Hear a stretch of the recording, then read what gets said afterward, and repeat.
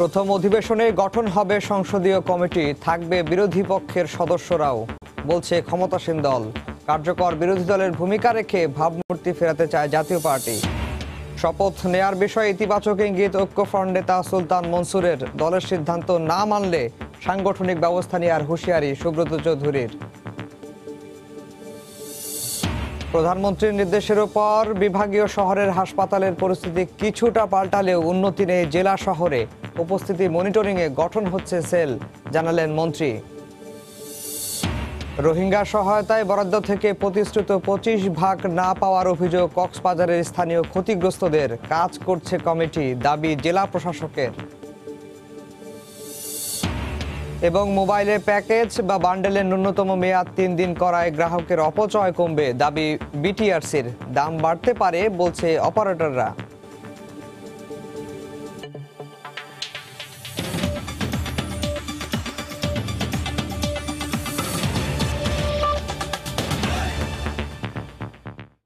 সময় সংবাদে সঙ্গে আছে আমি আফজাল হোসেন।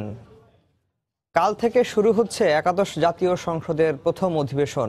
বড় বিজয়ের পর এই সংসদের মাধ্যমে উন্নয়নের পাশাপাশি সুশাসন নিশ্চিত করতে চায় সরকারি দল। প্রথম অধিবেশনে সংসদীয় কমিটি গঠিত হবে বলে জানিয়েছেন ক্ষমতাসীন দলের সদস্যরা। তারা বলছেন, গঠনমূলক বিরোধিতার সুযোগ সৃষ্টি করতে এসব কমিটিতেও রাখা হবে বিরোধী পক্ষের সদস্যদের। এদিকে জাতীয় পার্টি বলছে, সংসদে কার্যকর বিরোধী দলের ভূমিকা পালন করে হারানো ভাবমূর্তি ফিরিয়ে আনতে চায় তারা। আজহার লিমনের রিপোর্ট। আপনি প্রশ্নটি উত্থাপন করুন। 2014-তে বিরোধী পক্ষবিহীন নির্বাচনের পর দশম সংসদের 23টি অধিবেশনে পাশ হয়েছিল দেশের সংসদীয় গণতন্ত্রের ইতিহাসে সর্বোচ্চ 193টি বিল।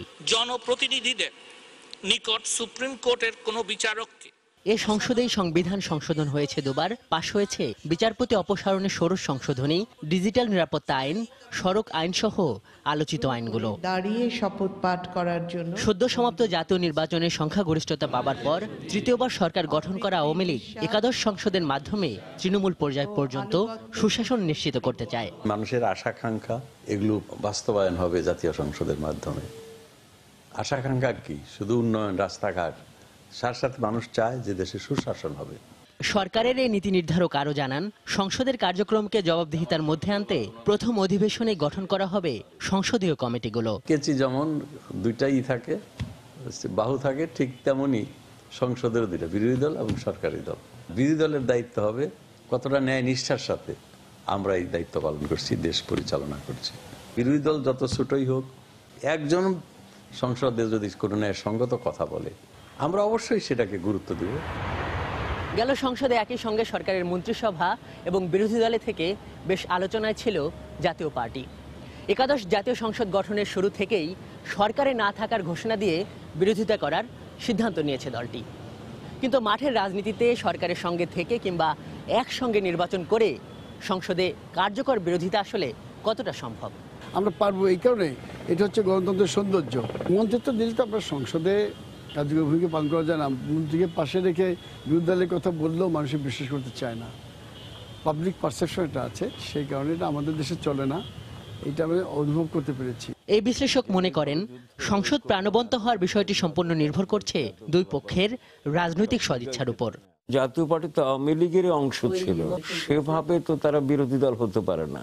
প্রাণবন্ত বলতে শুধু গলাবাজি নয়, যে গলাটা উঁচিয়ে যে কথা বলবেন সেই কথায় সারবত্তা থাকতে হবে, দিক নির্দেশনা থাকতে হবে। গণতন্ত্রের স্বার্থে সব পক্ষকে সংসদে যাবার আহ্বান জানান এই রাজনীতি বিশ্লেষক। আজহার লিমন, সময় সংবাদ, ঢাকা। সংসদ সদস্য হিসাবে শপথ নেয়ার বিষয়ে ইতিবাচক ইঙ্গিত দিলেন ঐক্যফ্রন্টের অন্যতম শীর্ষ নেতা সুলতান মনসুর। একই সঙ্গে একাদশ জাতীয় সংসদ নির্বাচনে জোটের বিজয়ী আরও কয়েকজন সদস্য শপথ নিতে পারেন বলেও আভাস দেন তিনি। সময় সংবাদকে একথা জানান সুলতান মনসুর নিজেই। তবে ঐক্যফ্রন্টের সিদ্ধান্ত অনুযায়ী কেউ শপথ নিচ্ছেন না জানিয়ে গণফোরামের নির্বাহী সভাপতি ডক্টর সুব্রত চৌধুরী বলেছেন, কেউ যদি দলীয় সিদ্ধান্ত না মানে তবে তার বিরুদ্ধে সাংগঠনিক ব্যবস্থা নেওয়া হবে। আহমেদ সালেহিনের রিপোর্ট। বিএনপি ও গণফোরাম সহ কয়েকটি রাজনৈতিক দল জাতীয় ঐক্যফ্রন্ট গঠন করে সরকার বিরোধী অবস্থানে গিয়ে একাদশ জাতীয় সংসদ নির্বাচনে অংশ নেয়। নির্বাচনে ঐক্যফ্রন্টের ভরাডুবি হলেও সংসদ সদস্য নির্বাচিত হন 8 জন। তবে তারা সংসদে যাবে না বলে ঐক্যফ্রন্ট থেকে নিশ্চিত করা হয়। এই নির্বাচনের কথিত ফলাফল আমরা প্রত্যাখ্যান করছি। তবে ঐক্যফ্রন্টের অন্যতম নেতা সুলতান মনসুর ও মুকাব্বির খান সংসদে যাওয়ার বিষয়ে সিদ্ধান্ত নিয়েছে এমন গুঞ্জন থাকলেও এবার তার সত্যতা নিশ্চিত করেছেন মনসুর নিজেই। সময় সংবাদকে মুঠোফোনে তিনি জানান, জনগণের ভোটে নির্বাচিত হওয়ায় শপথ নেবেন তারা। মানুষ যখন প্রতিকূল অবস্থার মধ্যে আমাদেরকে নির্বাচিত করেছে, এটা তো আমাদের লিডার ডক্টর কামরুল সাহেব অনেক আগেই বলছেন যে ইতিবাচক হবে আমাদের ভূমিকা। মানুষ তো ভোট দিচ্ছে তার অধিকার আদায়ের লক্ষ্যে ভূমিকা রাখার জন্য।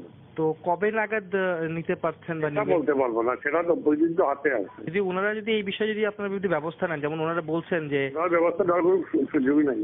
আমি গণফোরামের কোনো অফিসিয়াল পদবি নেই, আমি কোনো রাজনৈতিক দলের ছিলাম না। সম্ভবত অনুসারী হিসাবে ইন্ডিভিজুয়ালি জাতীয় ঐক্য প্রক্রিয়ার পদবিতে ছিলাম। তবে এই বিষয়ে ঐক্যফ্রন্টের অন্যতম শীর্ষ নেতা ও গণফোরামের নির্বাহী সভাপতি সুব্রত চৌধুরী জোটের সিদ্ধান্ত অমান্য করলে কঠোর ব্যবস্থা নেওয়ার হুঁশিয়ারি দেন। আমাদের সিদ্ধান্ত হচ্ছে জাতীয় ঐক্যফ্রন্টের তারা এই যে নির্বাচন হলো প্রতারণার নির্বাচন, এই নির্বাচনে তারা শপথ নেবে না, সংসদে যাবে না, এবং গণফোরামের একই সিদ্ধান্ত হয়েছে।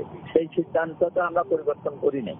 এখন যদি কেউ বক্তব্য দিতে থাকে, আমার তো মনে হয় এগুলো সিদ্ধান্ত ছড়ানোর জন্য দেওয়া হচ্ছে। আমাদের সিদ্ধান্তকে ভায়োলেট করে যদি তারা নিতে যায়, তারা নিশ্চয়ই সাংগঠনিকভাবে যা ব্যবস্থা নেওয়ার প্রয়োজন সেটা নেওয়া হবে।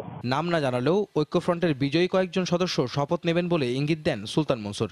এখানে বিএনপি যারা আছে তারাও শপথ নিতে পারে, শপথের ক্ষেত্রে কোনো বাধা নেই। আমার জানা মতে অনেকেই নেবেন, ধৈর্য ধরুন, সময় মতো দেখবেন। আহমেদ সালেহীন, সময় সংবাদ, ঢাকা। গণভবনে চায়ের দাওয়াতে জাতীয় ঐক্যফ্রন্টের সাড়া না দেয়া তাদের নেতিবাচক রাজনীতির মনোভাবের বহিঃপ্রকাশ বলে মন্তব্য করেছেন আওয়ামী লীগের সাধারণ সম্পাদক ওবায়দুল কাদের। গতকাল দুপুরে সচিবালয়ে সাংবাদিকদের একথা বলেন তিনি। নির্বাচনকে প্রশ্নবিদ্ধ করার বিএনপির অপচেষ্টা ব্যর্থ হয়েছে বলেও উল্লেখ করেন তিনি। কিন্তু তারা যেভাবে বিষয়টিকে রিয়াক্ট করেছেন, রেসপন্ড করেছেন, এটা গণতন্ত্র সম্মত নয়। এটা তাদের যে স্বভাবসুলভ বিষয়, তাদের যে নেতিবাচক রাজনীতির জন্য তারা নির্বাচনে জনগণ কর্তৃক প্রত্যাখ্যাত হয়েছে, সে একই নেতিবাচক রাজনীতির ধারাবাহিকতা। ডাক্তার ও নার্সদের কর্মস্থলে উপস্থিতি মনিটরিংয়ে সেল গঠন করা হচ্ছে বলে জানিয়েছেন স্বাস্থ্যমন্ত্রী জাহিদ মালেক। গতকাল সন্ধ্যায় রাজধানীর একটি হোটেলে সাংবাদিকদের সঙ্গে কথা বলেন তিনি। আগামী 9 ফেব্রুয়ারির মধ্যে ভিটামিন এ ক্যাপসুল খাওয়ানোর কর্মসূচি সম্পন্ন করা হবে বলেও জানান মন্ত্রী। আশা করি 9 তারিখের মধ্যে আমরা এই কার্যক্রমটি শুরু করব আগামী মাসে। তার জন্য আমাদের যে ভিটামিন প্রয়োজন আছে সেটা আমাদের স্টক আছে। তদারকির জন্য একটি সেল গঠন আমি করছি, ডিজি অফিসে একটা সেল গঠন করছি এবং ডিভিশনাল লেভেলে সেল গঠন করছি, যারা প্রতিনিয়ত প্রত্যেক দিন মনিটর করবে প্রতিটি হাসপাতালে এবং মনিটরের মাধ্যমে দেখবে উপস্থিতি কেমন, যন্ত্রপাতি সচল আছে কিনা, সেবা ভালো আছে কিনা, এবং তার ভিত্তিতে আমরা ব্যবস্থা নেব। স্বাস্থ্যসেবার খবর জানাতে এই মুহূর্তে ময়মনসিংহের গৌরীপুর উপজেলার ফুলপুর এলাকায় আছেন রিপোর্টার হারুনুর রশিদ এবং খুলনার বটিয়াঘাটা উপজেলায় আছেন রিপোর্টার তরিকুল ইসলাম। সরাসরি চলে যাচ্ছে তাদের কাছে। প্রথমে যাচ্ছি হারুনের কাছে। হারুন। ধন্যবাদ আফজাল। আমরা তৃণমূল পর্যায়ের স্বাস্থ্যসেবার খবর জানানোর জন্য গত দুদিন ধরে বিভিন্ন হাসপাতাল, উপজেলা পর্যায়ের যে উপজেলা স্বাস্থ্য কমপ্লেক্সগুলো আছে সেগুলো পরিদর্শন করছি, খোঁজখবর নিচ্ছি, এবং আমরা আজকে আছি ময়মনসিংহের গৌরীপুর উপজেলা স্বাস্থ্য কমপ্লেক্সে। এখানে এসে যে চিত্র আমরা দেখতে পেয়েছি এটি আসলেই চিকিৎসা সেবার ক্ষেত্রে একটি হতাশাজনক চিত্র। বিশেষ করে প্রধানমন্ত্রী চিকিৎসকদের সঠিক সময়ে হাজির হওয়ার যে নির্দেশনা প্রদান করেছেন, সেই নির্দেশনা, যে কড়া নির্দেশ দিয়েছেন, তার প্রতিফলন আসলে ময়মনসিংহ অঞ্চলের উপজেলা স্বাস্থ্য কমপ্লেক্সগুলোতে হচ্ছে না। আমরা এই যে উপজেলা স্বাস্থ্য কমপ্লেক্সটিতে এখন আছি, এই উপজেলা স্বাস্থ্য কমপ্লেক্সটির যে বহির্বিভাগ, সেই বহির্বিভাগে আমরা আছি। এই বহির্বিভাগের চিত্র যদি আমি একটু জানাই, যে এখানে ঠিক আমরা সিভিল সার্জন অফিসে কথা বলে যে বিষয়টি জানতে পেরেছি, যে সকাল 8টা থেকে দুপুর 2:30 পর্যন্ত এখানে বহির্বিভাগ চিকিৎসা সেবা দেওয়ার কথা রয়েছে, কিন্তু আমরা 9:30 পর্যন্ত এই বহির্বিভাগের যে রুমগুলো সেই তালাবদ্ধ অবস্থায় দেখতে পেয়েছি, এবং এটার যে মেইন গেট সেটিও আসলে 9:30 পর্যন্ত তালাবদ্ধ ছিল। মূলত আমাদের উপস্থিতি দেখে এখানকার যারা কর্মচারী আছেন তারা তড়িঘড়ি করে সেই তালাগুলো খুলেছেন। দর্শক, আপনারা দেখতে পাচ্ছেন যে আমরা এখন যে কক্ষগুলো দেখাচ্ছি, এই কক্ষগুলোতে চিকিৎসকদের বসে বহির্বিভাগের রোগীদের সেবা দেওয়ার কথা, কিন্তু 10টা পেরিয়ে গেলেও এখন পর্যন্ত একজন চিকিৎসকও আসলে এই যে বহির্বিভাগের যে সেবা দেওয়ার কথা সেখানে এসে উপস্থিত হননি। আমরা একটু যদি বলে থাকি যে এখানে এই যে উপজেলা স্বাস্থ্য কমপ্লেক্সটি, এটিতে আসলে চিকিৎসকের প্রচুর সংকট রয়েছে। এখানে প্রয়োজনীয় চিকিৎসক নেই, কিন্তু যে কয়জন চিকিৎসকের এখানে পোস্টিং রয়েছে বা যারা চাকরি করছেন তাদেরকে আসলে তাদের উপস্থিতি এখানে হতাশাজনক বলা যায়। আমরা সকাল 8টায় যখন এই হাসপাতালে প্রবেশ করি, এবং 8টা থেকে আমরা 9:30 পর্যন্ত মাত্র একজন মেডিকেল অফিসারকে এখানে পেয়েছি, এবং যাকে পেয়েছি তিনি আসলে গত রাতে এখানে নাইট ডিউটি করেছেন, এবং এই নাইট ডিউটি শেষে তিনি বিশ্রাম করছিলেন।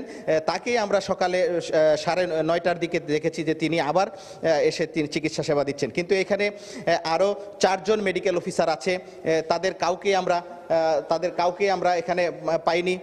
এবং এখানে যে 3জন কনসালটেন্ট আছেন, আমরা জানতে পেরেছি যে ডাক্তার মৌসিন, যিনি মেডিসিনের কনসালটেন্ট, তিনি নেই, এবং ডাক্তার আয়েশা বেগ, যিনি গাইনির কনসালটেন্ট, তিনি শ্রান্তি বিনোদন ছুটিতে আছেন 15 দিনের, এবং ডাক্তার আশেক মাহমুদ ফেরদৌস, তাকেও আমরা পাইনি। এবং আরেকজন জুনিয়র কনসালটেন্ট আছেন ডাক্তার সৈয়দ আলী ইমাম, যিনি ঢাকা মেডিকেল কলেজে ডেপুটেশনে আছেন।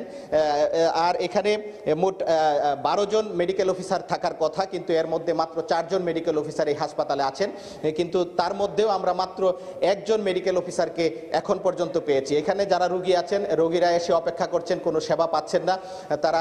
আর রোগীদের সাথে একটি কথা বলে যে বিষয়টি জানতে পেয়েছি, যে আসলে এখানে যে এই দেরিতে ডাক্তার আসা এবং ডাক্তার আসা না আসার যে বিষয়, যার কারণে রোগীরাও এখানে দেরি করে আসেন। তো এই ছিল আমার কাছে ময়মনসিংহের গৌরীপুর থেকে উপজেলা স্বাস্থ্য কমপ্লেক্সের সর্বশেষ তথ্য। এখন আমরা চলে যাচ্ছি খুলনায়। আমাদের সহকর্মী তরিকুল ইসলাম তিনি জানাবেন সেখানকার স্বাস্থ্যসেবার চিত্র। ধন্যবাদ হারুন। স্বাস্থ্যসেবার খবর জানাতে আমি রয়েছি খুলনার বটিয়াঘাটা উপজেলা স্বাস্থ্য কমপ্লেক্সে। এই মুহূর্তে আমরা যে বিষয়টি আমরা এখানে এসে লক্ষ্য করেছি, সকাল 8টা থেকে বেশিরভাগ এখানকার চিকিৎসক যারা রয়েছেন এবং কর্মচারী যারা রয়েছেন বা এখানে যারা সেবিকা রয়েছেন, তারা অধিকাংশই 8টা থেকে তারা অফিস শুরু করেছেন এবং নির্ধারিত সময়ে তারা এখানে প্রবেশ করেছেন, 2-1 বাদে। তবে এখানকার যে স্বাস্থ্যসেবার যে চিত্র, আমরা গতকালও এখানে এসেছিলাম, এছাড়া আমরা গতকাল ডুমুরিয়া উপজেলা স্বাস্থ্য কমপ্লেক্সে আমরা সেখানে ছিলাম। তো গতকালের থেকে আজকে এখানকার উপস্থিতিটা তুলনামূলক অনেক ভালো বলে মনে হয়েছে। এবং আমরা গতকাল ডুমুরিয়াতে আমরা যেটি দেখেছিলাম যে সেখানে চিকিৎসা যারা প্রদান করেন তারা কিন্তু অনুপস্থিত ছিলেন।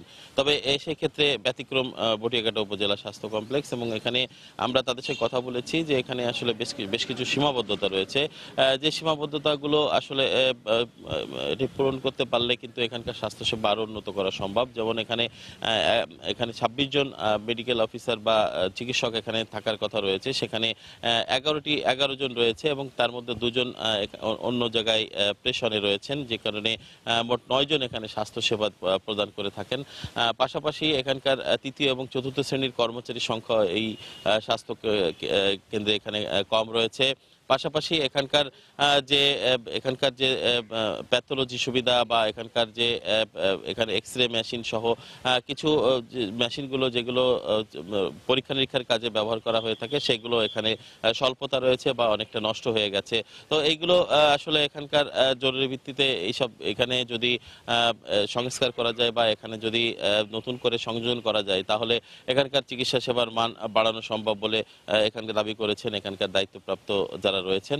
তো এই ছিল আমার কাছে খুলনার বটিয়াঘাটা উপজেলা স্বাস্থ্য কমপ্লেক্স থেকে চিকিৎসা সেবার সর্বশেষ। স্বাস্থ্যসেবার খবর জানাতে খুলনা থেকে আমাদের সঙ্গে যুক্ত হয়েছিলেন রিপোর্টার তরিকুল ইসলাম। এর আগে ময়মনসিংহ থেকে আমাদের সঙ্গে যুক্ত হয়েছিলেন রিপোর্টার হারুনুর রশিদ। কুড়িগ্রাম জেলার 20 লাখেরও বেশি মানুষের চিকিৎসায় ভরসা জেনারেল হাসপাতালটি।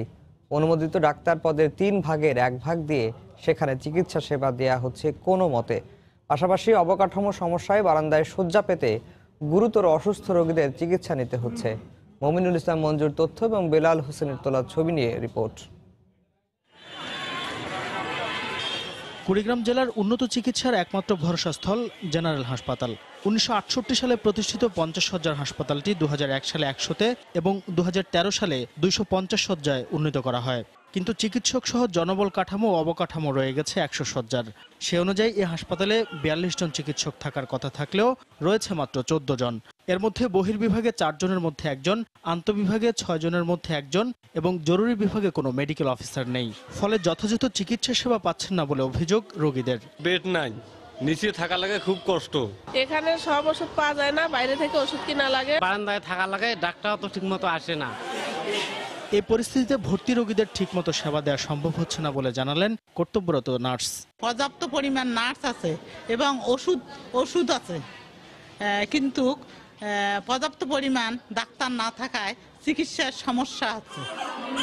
এদিকে শুধু আন্তঃবিভাগে নয়, বহির ও জরুরি বিভাগেও চিকিৎসা দিতে হিমশিম খেতে হচ্ছে বলে জানালেন হাসপাতালের সুপারিনটেন্ডেন্ট। আমাদের আউটডোর মেডিকেল অফিসার যেখানে 4 জন থাকার কথা সেখানে 1 জন আছে, ইনডোর মেডিকেল অফিসার 6 জন থাকার কথা 1 জন আছে, এমার্জেন্সিতে কোনো মেডিকেল অফিসার নাই, যার ফলে আমাদের এই স্বাস্থ্যসেবা দিতে আমরা হিমশিম খাচ্ছি। বরাবরের মতো হাসপাতালের চিকিৎসক সংকট দ্রুত নিরসনের আশাবাদের কথা জানালেন জেলা স্বাস্থ্য অধিদপ্তরের এই শীর্ষ কর্মকর্তা। চিকিৎসক সংকট যেটি রয়েছে এটি আমরা আশা করছি দ্রুত এটি নিষ্পত্তি হয়ে যাবে, এখানে চিকিৎসক পদায়ন হবে, কারণ ইতিমধ্যে এই ব্যাপারে আমরা জোর পদক্ষেপ নিয়েছি। জেনারেল হাসপাতালের আন্তঃবিভাগে গড়ে প্রতিদিন 250 শতাধিক রোগী ভর্তি থাকছে, আর বহির্বিভাগে চিকিৎসা নিচ্ছেন 7 শতাধিক রোগী। সময় সংবাদ, কুড়িগ্রাম। রোহিঙ্গাদের জন্য মোট বরাদ্দের 25 ভাগ কক্সবাজারের স্থানীয় জনগোষ্ঠীর উন্নয়নের ব্যয় করার কথা থাকলেও নামমাত্র সহায়তা পাওয়ার দাবি স্থানীয়দের। জেলা প্রশাসক জানালেন, সঠিকভাবে সহায়তা দেয়া হচ্ছে কিনা তা দেখতে কমিটি কাজ করছে। সুজাউদ্দিন রবিলের তথ্য, মোহাম্মদ ফরাজের ছবি নিয়ে রিপোর্ট। একসময় সবুজ পাহাড় আর পাহাড়ের ফাঁকে ফাঁকে বন বিভাগের পড়ে থাকা জায়গায় ছিল উখিয়া ও টেকনাফের বাসিন্দাদের ক্ষেত খামার। এর উপরই নির্ভরশীল ছিল অনেকের জীবিকা। সেখানে এখন বসতি গড়েছে রোহিঙ্গারা। রোহিঙ্গাদের সহায়তায় কার্যক্রম চালানো আন্তর্জাতিক ও সরকারি বেসরকারি সংস্থা সমন্বয় কমিটি ইন্টারসেক্টর কোঅর্ডিনেশন গ্রুপ ISCG জানায়, রোহিঙ্গাদের সহায়তার জন্য আসা মোট বরাদ্দের 25% দেয়া হবে ক্ষতিগ্রস্ত স্থানীয়দের, কিন্তু সে কথা কাজে পরিণত হয়নি 17 মাসেও। রোহিঙ্গা এনে খেতে হলা ঘুরিনে হারি রাহাতেই বেগিন সমস্যা হয়ে এখন গৌরী হানি হারিস এখন দিন মজুরি ছাড়া আর কিছু করেন। সোলার পরিমাণ তো দিন আছে ইন পাই নামমাত্র সহায়তা নয়, ক্ষতিগ্রস্ত স্থানীয়দের প্রতিশ্রুতি অনুযায়ী পর্যাপ্ত সহায়তা দেওয়ার দাবি জানালেন সুশীল সমাজের এ নেতা। সরকারের পক্ষ থেকে 25% সহযোগিতার কথা বলা হয়েছিল, কিন্তু আমরা বাস্তব পক্ষে তেমন কিছু দেখতে পাচ্ছি না। আমরা চাই তাদেরকে স্থায়ী কিছু বন্দোবস্ত করা, যা দিয়ে তারা বাকিটা জীবন তাদের কর্মসংস্থান এবং তাদের জীবন জীবিকা চালাতে পারেন। তবে জেলা প্রশাসনের এই শীর্ষ কর্মকর্তা জানালেন, বরাদ্দের 25% সহায়তা দেওয়া হচ্ছে কিনা তা দেখতে গঠিত কমিটি কাজ করছে। ক্যাবিনেট ডিভিশন একটা সার্কুলার জারি করেছে যে বিশেষ করে উখিয়া টেকনাফের এই হোস্ট কমিউনিটির ডেভেলপমেন্ট ওয়ার্কটা যাতে সমন্বয় হয়, সেই জন্য আমরা একটা কর্মপরিকল্পনা নিব, প্রকল্প নিব, কিভাবে কাজ করা যাতে ডুপ্লিকেশন না হয়। রোহিঙ্গাদের আশ্রয় দেওয়ার কারণে কক্সবাজারের উখিয়া ও টেকনাফ উপজেলায় নানাভাবে ক্ষতিগ্রস্ত হয়েছে 3,36,000-এর বেশি স্থানীয় বাসিন্দা, আর গত 1 বছরে সহায়তা দেওয়া হয়েছে 1/3 ক্ষতিগ্রস্তদের। সময় সংবাদ, কক্সবাজার। মোবাইলে ইন্টারনেট ও ভয়েস কলের ক্ষেত্রে সব ধরনের প্যাকেজ, অফার বা বান্ডেলের মেয়াদ ন্যূনতম 3 দিন নির্ধারণ করেছে বিটিআরসি। সংস্থাটি বলছে, নতুন নিয়মে গ্রাহকদের কেনা ডাটা ও ভয়েস কলের মিনিট অপচয় কমে আসবে। নতুন নির্দেশনার ফলে কিছু প্যাকেজ বা অফারের দাম বাড়তে পারে বলে জানিয়েছেন অপারেটররা। 1 ফেব্রুয়ারি থেকে কার্যকর হবে নতুন এই নির্দেশনা। শুভ খানের রিপোর্ট। বর্তমানে দেশে মুঠোফোন গ্রাহকরা ব্যবহার করছেন 15.5 কোটি সিম। গ্রাহকদের ইন্টারনেট ও ভয়েস কলের ক্ষেত্রে 80 থেকে 200টি পর্যন্ত বিভিন্ন মেয়াদের অফার দিচ্ছে 4 অপারেটর। এসব অফারের মেয়াদ নিয়ে গ্রাহকদের মধ্যে রয়েছে বিভ্রান্তি ও অভিযোগ। এ অবস্থায় সম্প্রতি মুঠোফোন সেবায় সব প্যাকেজ বা অফারের ন্যূনতম সময়সীমা নির্ধারণ করেছে সরকার। নির্দেশনায় বলা হয়েছে একজন গ্রাহক পেপার ইউজ প্রক্রিয়ায় সর্বোচ্চ 5 টাকার ইন্টারনেট ব্যবহার করতে পারবেন।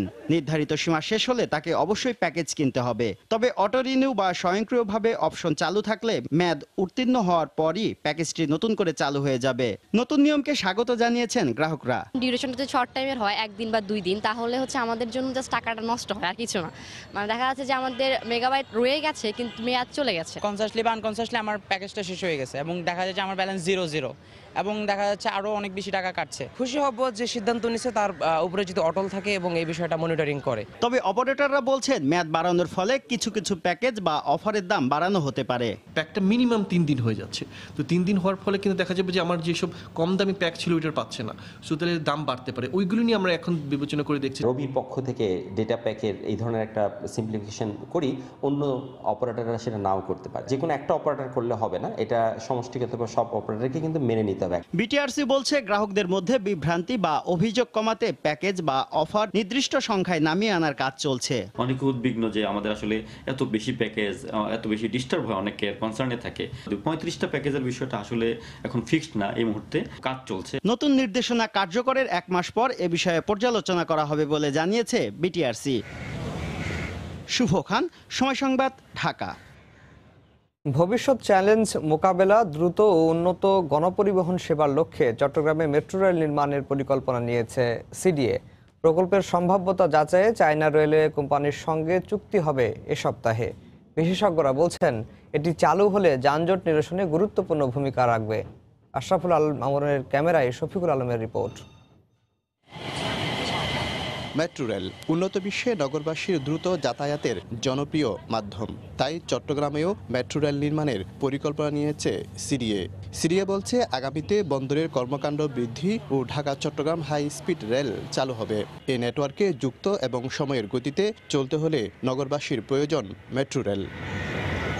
প্রাথমিকভাবে চট্টগ্রাম সিটি কর্পোরেশন এলাকা, পরে তা সম্প্রসারণ করা হবে অর্থনৈতিক অঞ্চল মিরসরাই ও সীতাকুণ্ড পর্যন্ত।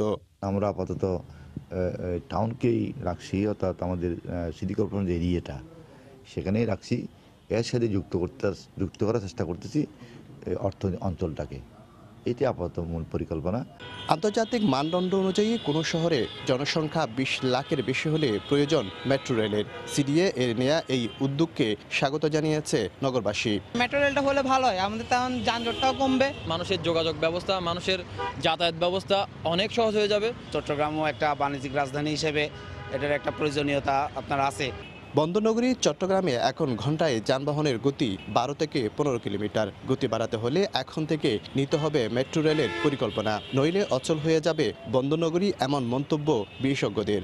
আমরা যেটাকে বাণিজ্যিক রাজধানী বলছি, এই ধরনের একটা শহরে কিন্তু এটা কোনো অবস্থাতেই কাম্য না। সেক্ষেত্রে মেট্রো রেলেই একটা সম্ভাব্য একটা সমাধান, যে শহরের গতিশীলতা বাড়ানো, যানজট কমানো এবং মানুষকে নিরাপদ এবং আরামদায়কভাবে স্থানান্তর। গণপরিবহনের এই সমস্যাটা কাটিয়ে উঠতে গেলে আমাদের বিকল্প ব্যবস্থা অবশ্যই লাগবে। সেই ক্ষেত্রে মেট্রো রেল একটা বড় এবং কার্যকরী বিকল্প হতে পারে। চট্টগ্রাম নগরীতে প্রায় 60 লাখ মানুষের বসবাস। দেশের বিভিন্ন স্থান থেকে প্রতিদিন 2 লাখের বেশি মানুষ প্রবেশ করে নগরীতে। শফিকুল আলম, সময় সংবাদ, চট্টগ্রাম। আশুলিয়ায় ইট বোঝায় একটি ট্রাক উল্টে নদে পড়ে 2 জন নিহত হয়েছেন, নিখোঁজ হয়েছেন আরও 2 জন। উদ্ধারে কাজ করছে ফায়ার সার্ভিসের 5টি ইউনিট। ফায়ার সার্ভিস জানায় ভোরে মরাগাঙ্ক এলাকার একটি ইটভাটা থেকে ইট নিয়ে ট্রাকটি যাওয়ার পথে নিয়ন্ত্রণ হারিয়ে সড়কের পাশের তুরাগ নদে পড়ে যায়। এতে ট্রাকে থাকা শ্রমিক, চালক ও হেলপার সহ 4 জন তুরাগে ডুবে যায়। খবর পেয়ে উত্তরা ফায়ার সার্ভিসের 3টি ইউনিট এবং টঙ্গী ফায়ার সার্ভিসের 2টি ইউনিটের ডুবুরি দলের সদস্যরা উদ্ধার কাজ শুরু করেন। পরে ঘটনাস্থল থেকে 2 জনের লাশ উদ্ধার করা হয়। ট্রাকটি শনাক্ত করা হলেও এখনও উদ্ধার করা সম্ভব হয়নি।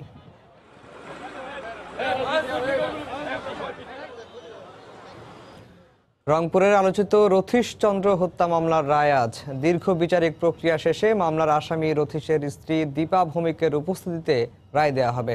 এই মুহূর্তে রংপুর জেলা ও দায়রা জজ আদালতে আছেন রিপোর্টার রতন সরকার। সরাসরি চলে যাচ্ছি তার কাছে। রতন। আফজাল, আজ সকাল 9:34 ঠিক যে সময়, সেই সময় এই মামলার জীবিত একমাত্র আসামি দীপা ভৌমিক, অর্থাৎ নিহত যে আইনজীবী রথীশচন্দ্র ভৌমিক, বাবু সোনা ডাক নাম ছিল তার স্ত্রী দীপা ভৌমিককে 9:34 সময় ঠিক এই আদালতে নিয়ে আসা হয়। তাকে আদালতের যে অপেক্ষমান কামরা রয়েছে সেখানে এখন পর্যন্ত তাকে রাখা হয়েছে। আমরা দেখেছি তার মানসিক যে অবস্থা সেটি কিন্তু আজ একটি রায়টি ঘোষণা হবে, সেই রায়কে নিয়ে তার ভেতরে আসলে তেমন কোনো তার প্রভাব আমরা লক্ষ্য করিনি। ইতিমধ্যে এই মামলার যে আসামি বাদী, যে নিহত অ্যাডভোকেট রথীশচন্দ্র ভৌমিকের ছোট ভাই সুশান্ত ভৌমিক, তিনি ইতিমধ্যে আদালতে এসে উপস্থিত হয়েছেন। আমাদের আদালতের একটি সূত্র জানিয়েছে বেলা ঠিক 12টার সময় এই মামলার রায় পড়া শুরু করবেন এই আদালতের বিচারক। আমরা দেখছি এই রায়কে কেন্দ্র করে কিন্তু সকাল থেকে এখানে মোটামুটি ধরনের একটি নিরাপত্তা ব্যবস্থা জোরদার করা হয়েছে এবং অসংখ্য মানুষ এই মামলাটিকে ঘিরে কিন্তু আজ আদালত প্রাঙ্গণে উপস্থিত আছে। তো আমরা সর্বশেষ খবর ঠিক সময় মতো জানিয়ে দেওয়ার চেষ্টা করব ফিরছি স্টুডিওতে। আফজাল, আপনার কাছে। রংপুরের আলোচিত রথীশচন্দ্র হত্যা মামলার রায় আজ, সে খবর জানাতে রংপুর থেকে আমাদের সঙ্গে যোগ দিয়েছিলেন রিপোর্টার রতন সরকার। আবারও দেশের স্বাস্থ্য সেবার খবর। এই মুহূর্তে রাজশাহীর পবা উপজেলার স্বাস্থ্য কমপ্লেক্সে আছেন রিপোর্টার সাইফুর রহমান রকি এবং ব্রাহ্মণবাড়িয়ার সরাইল উপজেলায় আছেন রিপোর্টার উজ্জ্বল চক্রবর্তী। সরাসরি চলে যাচ্ছি তাদের কাছে। প্রথমে যাচ্ছি রকির কাছে। রকি। রাজশাহীর পবা উপজেলার স্বাস্থ্য কমপ্লেক্স, এটি মূলত 31 শয্যা বিশিষ্ট এবং এই 31 শয্যা বিশিষ্ট এখানে এখন বর্তমানে 15 জন রোগী রয়েছেন।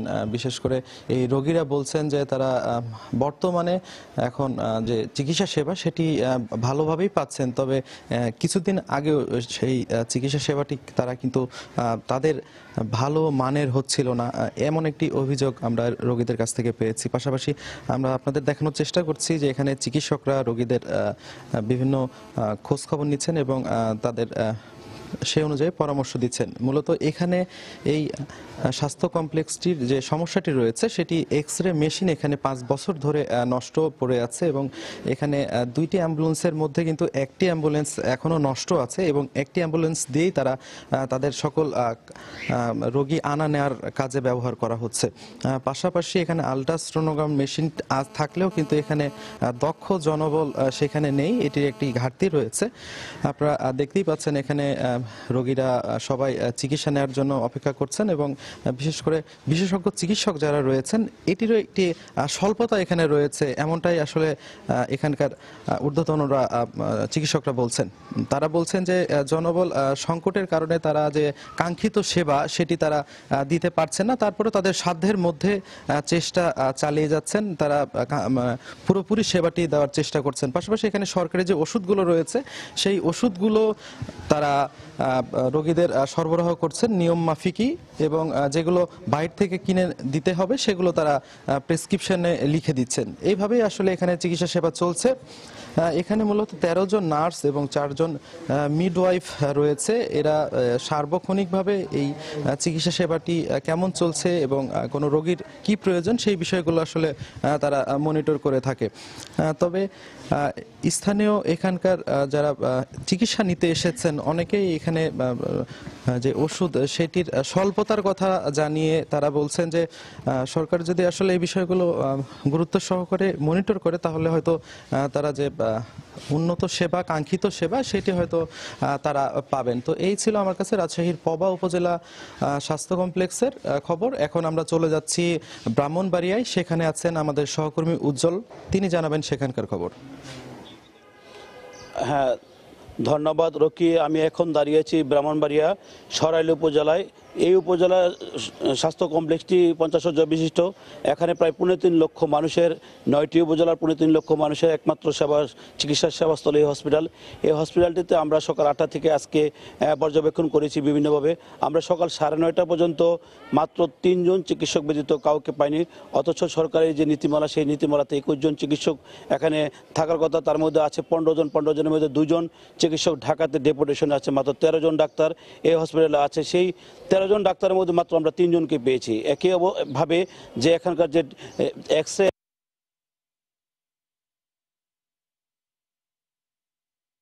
সেই আসনগুলোর মধ্যে কিন্তু মাত্র আমরা দেখেছি 29 জন রোগী পেয়েছি, আর আসন সংখ্যা পেয়েছি মাত্র 43টি। আমরা এই ব্যাপারে কথা বলছিলাম হসপিটালে, যে এখানকার যে কর্তৃপক্ষ তিনি আমাকে জানিয়েছেন যে আসলে বেড সংখ্যার কারণে এখানে রোগীদের সংখ্যাও কম বলে তিনি আমাকে বলেছেন, কিন্তু বাস্তব চিত্র উল্টো। সেটা হচ্ছে এখানকার যে চিকিৎসকরা তারা বাইরে বিভিন্ন সময় আমরা জানতে পেরেছি বিভিন্ন আশেপাশে যে প্রাইভেট ক্লিনিকে সেই ক্লিনিকগুলোতে তারা প্রাইভেট প্র্যাকটিসে ব্যস্ত থাকেন। যে কয়েকজন আছেন তারা অল্প কিছুক্ষণের জন্য এখানে হাজিরা খাতার মধ্যে স্বাক্ষর করে জেলা সদর কিংবা আশেপাশে যে প্রাইভেট ক্লিনিক সেই ক্লিনিকগুলোতে চলে যায়। এখানে সরকারি ব্যস্ত থাকেন। যে কয়েকজন আছেন তারা অল্প কিছুক্ষণের জন্য এখানে হাজিরা খাতার মধ্যে স্বাক্ষর করে জেলা সদর কিংবা আশেপাশে যে প্রাইভেট ক্লিনিক সেই ক্লিনিকগুলো কিন্তু চলে যায়। এখানে সরকারিভাবে যে একটা অ্যাম্বুলেন্স আছে এখানে, সেই অ্যাম্বুলেন্সটি কিন্তু যথাযথভাবে গত 1 বছর যাবৎ কোনো ব্যবহৃত হচ্ছে না, অথচ এটি নতুন কেনার পরে আমরা জানতে পেরেছি এটাকে স্টোররুমে বন্দি করে রাখা হয়েছে। এখানকার যে রোগীরা আছে সেই রোগীরা কিন্তু সঠিকভাবে চিকিৎসা সেবা পাচ্ছেন না বলে আমরা জানতে পেরেছি। তো এই ছিল সরাইল উপজেলা স্বাস্থ্য কমপ্লেক্স থেকে আমার কাছে সর্বশেষ। ফিরে যাচ্ছে স্টুডিওতে আফজালের কাছে। স্বাস্থ্যসেবার খবর জানাতে ব্রাহ্মণবাড়িয়া থেকে আমাদের সঙ্গে যুক্ত হয়েছিলেন আমাদের সহকর্মী উজ্জ্বল চক্রবর্তী। এর আগে রাজশাহীর পবা উপজেলা স্বাস্থ্য কমপ্লেক্স থেকে আমাদের সঙ্গে যুক্ত হয়েছিলেন আমাদের সহকর্মী সাইফুর রহমান রকি।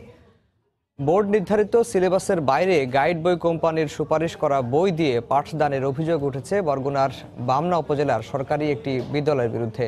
শুধু পাঠদান নয়, ওই কোম্পানির গাইড বই কিনতেও বাধ্য করা হচ্ছে শিক্ষার্থীদের। বিদ্যালয় কর্তৃপক্ষের দাবি, বোর্ড থেকে সিলেবাস পেতে দেরি হওয়ায় এমনটা করছেন তারা। রিপন মালির ক্যামেরায় বিস্তারিত জানাচ্ছেন এম এ আজিম।